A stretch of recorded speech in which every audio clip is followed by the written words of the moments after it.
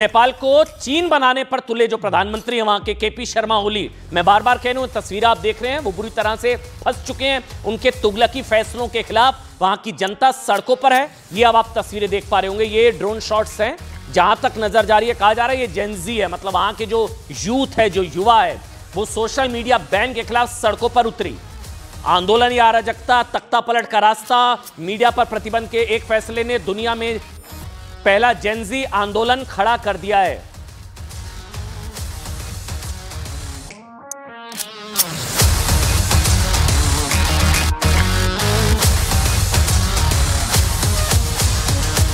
अराजकता की यह तस्वीर, जब प्रदर्शनकारी वहां की संसद में घुस गए, वो तस्वीर आप आपको दिखाएंगे। हिंसा, आगजनी, तोड़फोड़ से होते हुए आंदोलन में अब तक जो जानकारी है, 18 लोगों की मौत हो चुकी है। मतलब एक बार को आप हैरान हो रहे होंगे कि सोशल मीडिया से बैन पर देश में आग लगाने वाले ये लोग कौन है? वहां के यूथ हैं, क्रांति है, ये क्राइम कर रहे हैं, मतलब जिन्हें जान देना मंजूर है, लेकिन एक पल भी अपनी डिजिटल नेटवर्किंग से हटकर रहना इन्हें मंजूर नहीं है। इसलिए नेपाल में जेनजी सीधे सरकार के खिलाफ सड़कों पर उतर आए हैं। 18 की मौत हो चुकी है, 100 से ज्यादा प्रदर्शनकारी जख्मी हैं। नेपाल के कई इलाकों में झड़पें हुई हैं। काठमांडू, ये देखिए आप तस्वीरें, ये देखिए आप, वहां पर सेना को उतारा गया, ये प्रदर्शनकारी संसद के अंदर घुस गए। काठमांडू में कई इलाकों में कर्फ्यू लगा दिया गया, फिर सेना वहां पर ग्राउंड पर उतरी। नेपाल संसद भवन के गेट को प्रदर्शनकारियों ने आग लगा दी। नौबत यहां तक आ गई कि प्रदर्शनकारियों को काबू में करने के लिए सरकार को सेना बुलानी पड़ी है।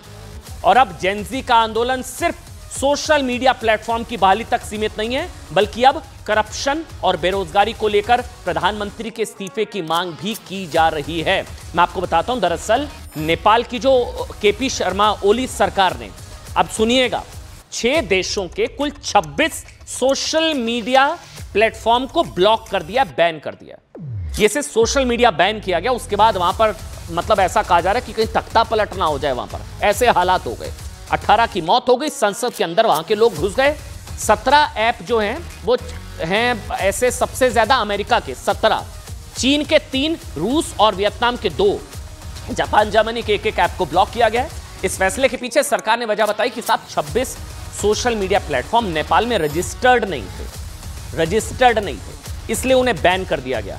ये जो वजह बताई गई कि 26 सोशल मीडिया प्लेटफॉर्म नेपाल में रजिस्टर्ड नहीं थे, इसलिए उन्हें बैन किया गया। कल एक बयान में ओली सरकार ने कहा कि वो विचार और अभिव्यक्ति की स्वतंत्रता का सम्मान करती है, लेकिन नेशन फर्स्ट, देश पहले है, और सरकार उससे कोई कॉम्प्रोमाइज नहीं करेगी। रजिस्टर्ड नहीं है ये सारे जो एप्स हैं, लेकिन नेपाल की जेन जी मतलब यूथ, जनरेशन नेक्स्ट यूथ, सरकार के इस फैसले से बहुत नाराज, क्रोध, युद्ध जैसे हालात, वहां पर मिनी युद्ध कह लीजिए। संसद के अंदर प्रदर्शनकारी घुस गए। उनका कहना है कि नेपाल की युवा जनता के लिए यह बैन 1 महीने के अलावा और कुछ नहीं है। वास्तव में सरकार ने यह फैसला इसलिए लिया है क्योंकि इससे केपी शर्मा ओली सरकार अपने विरोध में उठने वाली आवाजों को दबा सके। मतलब सोशल मीडिया में जो उनके खिलाफ आक्रोश है, सोशल मीडिया बैन कर दिया गया। वहीं अच्छा, भी अलग अलग तस्वीरें भी देखिएगा। संसद में घुसने की कोशिश, प्रदर्शनकारियों पर आंसू गैस, संसद परिसर में आगजनी। ये जो नीचे आप तस्वीर देख रहे हैं, ये संसद भवन की है।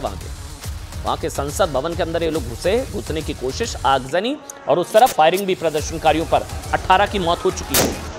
अच्छा हाँ, प्रदर्शनकारी ये भी मानते हैं कि करप्शन के खिलाफ विदेशों में आंदोलन हुए हैं और इन आंदोलनों में सोशल मीडिया की बहुत बड़ी भूमिका रही है। ये हालात, इसलिए केपी शर्मा ओली सरकार ने 26 सोशल मीडिया प्लेटफॉर्म को बैन कर दिया है। ये 4 अलग अलग तस्वीरें। पहली तस्वीर संसद में घुसने की कोशिश, उसके बाद सड़कों पर आर्मी उतारी गई। ये देखिए संसद में घुसने की कोशिश। उस तरफ आप देखेंगे फिर आंसू गैस के गोले। नीचे आप देखेंगे ये सबसे खौफनाक तस्वीर है।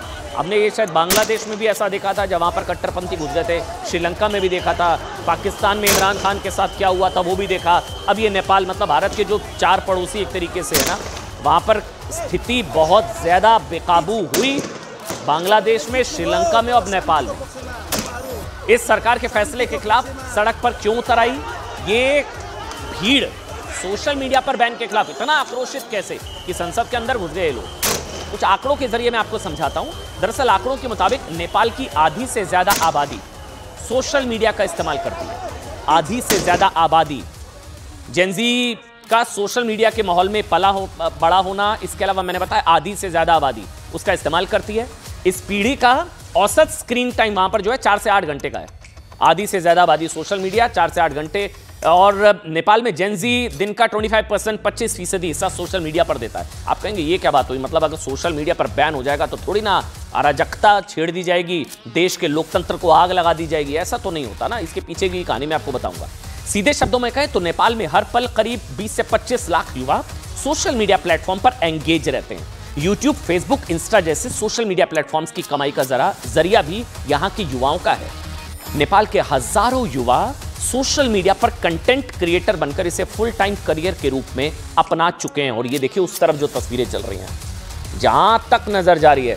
और ये क्या तख्ता पलट का रास्ता है, आंदोलन या अराजकता, तख्ता पलट का रास्ता। मतलब नेपाल में जेन जी के गुस्से की वजह सिर्फ उनका सोशल मीडिया प्रेम नहीं है और अभिव्यक्ति की आजादी नहीं है, बल्कि रोजी रोटी का जरिया खत्म होना भी हो सकता है, जो लोग बता रहे हैं। इसलिए वहां का युवा देखिए स्कूल ड्रेस में है, कॉलेज की ड्रेसेस में है, हाथों में झंडे हैं, कई जगह आगजनी हुई है, तोड़फोड़ हुई है, हिंसा हुई है, आंसू गैस के गोले छोड़े गए हैं, 18 प्रदर्शनकारियों की मौत हो चुकी है, संसद के अंदर भी प्रदर्शनकारी घुस गए। सुनिए। As I was going out, I saw a lot of people showing up to this protest. And what happened was, me as an individual, me as a Nepali citizen, something came up to me. So me and my friends, we decided to come to the protest. And before coming to the protest, I feel like I've become a different person in a different sense after witnessing whatever that's happened in the protest. And it saddens me to see that how the people we're protesting against do not care about us. Up to date, 5 people have already lost their lives. अब सवाल यह कि नेपाल में दुनिया का ये पहला so called Gen Z आंदोलन अचानक शुरू हुआ, ये दुनिया का पहला है, या फिर कोई इसके पीछे भी कोई प्लान्ड टूलकिट है, कोई सुनियोजित साजिश है। अचानक से एक साथ सबको गुस्सा आया और इतने प्री प्लान तरीके से सारे देश के युवा सड़कों पर उतर आए। ये युवा क्या अचानक सड़कों पर आए, या कोई ने भड़काकर किसी तरह से इनको मोबिलाइज किया गया? क्या नेपाल के युवा सिर्फ सोशल मीडिया बैन से सुलग गए, या फिर इसके पीछे कोई इनसाइड स्टोरी है, कुछ और है? सबसे बड़ा सवाल यह है साहब, ये जो तस्वीर हम देख रहे हैं, संसद के अंदर ये जो घुस गए अचानक हजारों युवाओं का नेपाल की, ये देखिए आप वो उस तरफ संसद भवन पर हमला जो हुआ है, संसद भवन पर ये पहुंचे कैसे? इस आंदोलन का कोई नेता, कोई चेहरा नहीं है। चौथा बड़ा सवाल यह है कि जेन जी जो सोशल मीडिया के सहारे एक दूसरे से जुड़ी हुई थी, वो इंफॉर्मेशन हब प्लेटफॉर्म्स के बंद हो जाने के बाद भी संगठित कैसे हो गए? मतलब सोशल मीडिया बैन हो गया, अब सोशल मीडिया कनेक्ट जो था वो खत्म हो गया, फिर भी सारे एक साथ मोबिलाइज कैसे हुए? अब ये इतने सारे ऐसे, इतने हिंसक, इतने आक्रोशित संसद के अंदर घुस गए। 20 की मौत हो गई है, अभी अभी बता रहे हैं मेरे को पीसीआर से, मेरे प्रोड्यूसर अब बता रहे हैं 20 की मौत हो गई है, 20 की मौत हो गई है।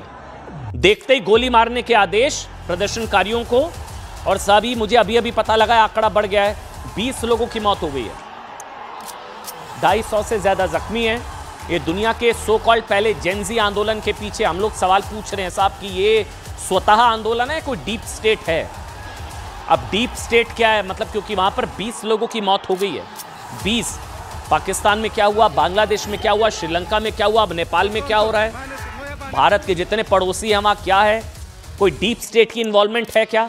अब डीप स्टेट वो लोग या संगठन जो होते हैं जो जनता की नजर में आए बिना पीछे से अपने हितों के लिए किसी देश को तोड़ने का काम करते हैं, किसी देश को घुटनों पर लाने का काम करते हैं, किसी देश की सरकार को गिराने का काम करते हैं, किसी देश की सरकार को या राजनीति को प्रभावित करते हैं। डीप स्टेट अलग अलग तरीके से लोगों में उनके ही देश के खिलाफ असंतोष पैदा करते हैं। अब मैं सवाल इसलिए पूछ रहा हूं, क्या सिर्फ सोशल मीडिया बैन से इतने बुरे हालात हो गए? क्या सिर्फ सोशल मीडिया बैन युग में पली बढ़ी पीढ़ी इतना आक्रामक हो गई कि संसद पर हमला कर दिया, 20 लोगों की मौत हो गई, अपने देश के लोकतंत्र पर हमला कर दिया, सिर्फ सोशल मीडिया बैन? क्योंकि नेपाल की सरकार ने सुप्रीम कोर्ट के उस ऑर्डर के बाद फेसबुक, इंस्टा, यूट्यूब जैसी सोशल मीडिया कंपनियों पर बैन लगाया था 26, जिन पर आरोप है कि वो नेपाल में मनमानी कर रही थी और साइबर अपराधों के बावजूद संज्ञान नहीं ले रही थी, और सरकार के कहने के बाद भी 7 दिन में रजिस्ट्रेशन नहीं कराया था। इसलिए हैरानी यह है कि साहब, जब जहां युवाओं को सोशल मीडिया कंपनियों के खिलाफ सरकार का साथ देना चाहिए था, वही युवा अपने देश की संसद में सोशल मीडिया कंपनियों के साथ खड़े हो गए। संसद पर हमला हो गया। आज जिस तरह नेपाल में सोशल मीडिया बैन आंदोलन का ट्रिगर पॉइंट था, आपको याद होगा क्या क्या हो चुका है साहब। यहां क्या ट्रिगर पॉइंट था जिसमें यूथ था, युवा को आगे किया गया, वो ट्रिगर पॉइंट था क्या? Social media ban. उसी तरह श्रीलंका में करप्शन के खिलाफ आंदोलन शुरू हुआ था, श्रीलंका में भी याद है, उसमें भी छात्रों यानी कि जेन जी की इंपॉर्टेंट भूमिका थी। कुछ कॉमन चीजें हैं, नेपाल, श्रीलंका, बांग्लादेश, पाकिस्तान। बांग्लादेश में तो आप भूले नहीं होंगे 5 अगस्त 2024 को तख्ता पलट हो गया था, वहां पर भी छात्रों ने प्रधानमंत्री निवास पर हमला कर दिया था। कहा गया फिर वो कट्टरपंथी थे, पीछे से कौन उनको बीएनपी का समर्थन था, आगे आगे छात्र। उनका ये मानना था साहब कि शेख हसीना चुनावों में फर्जीवाड़ा करके चुनाव जीती, वो वहां का ट्रिगर पॉइंट वो था। श्रीलंका में कोई रिजर्वेशन ट्रिगर पॉइंट था, नेपाल में सोशल मीडिया ट्रिगर पॉइंट था, पाकिस्तानी सेना ने इमरान सरकार को शासन से हटाया था, इमरान के साथ क्या हुआ था वहां पर हर कोई जानता है। इन सारे आंदोलनों में एक चीज कॉमन है, वो है सोशल मीडिया, जिसने युवाओं को जोड़ा, संगठित किया, टूल किट एक्टिव की, आंदोलन की आग की तरह फैला दिया।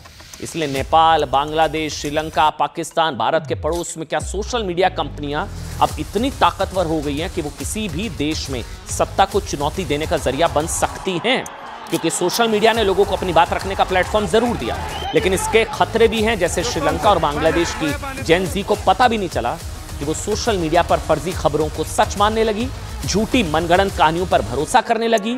नेपाल, बांग्लादेश, श्रीलंका की घटनाओं से साहब मुझे लगता है भारत को भी सावधान रहने की जरूरत है, क्योंकि भारत में भी कई मौकों पर इस तरह का आंदोलन खड़ा करने की कोशिश की गई है, जहां सड़कों पर हिंसा हुई, देश विरोधी नारेबाजी हुई, भारत को तोड़ने की साजिश की नारेबाजी हुई, भारत की याद है आपको चिकन नेक असम को काटने की बात हुई, सीए, एनआरसी, कथित किसान, वो सारी चीजें कई बार हुई है। इसलिए जो इन 4 देशों में हुआ वो भारत के लिए भी खतरे की घंटी के तौर पर देखा जा सकता है।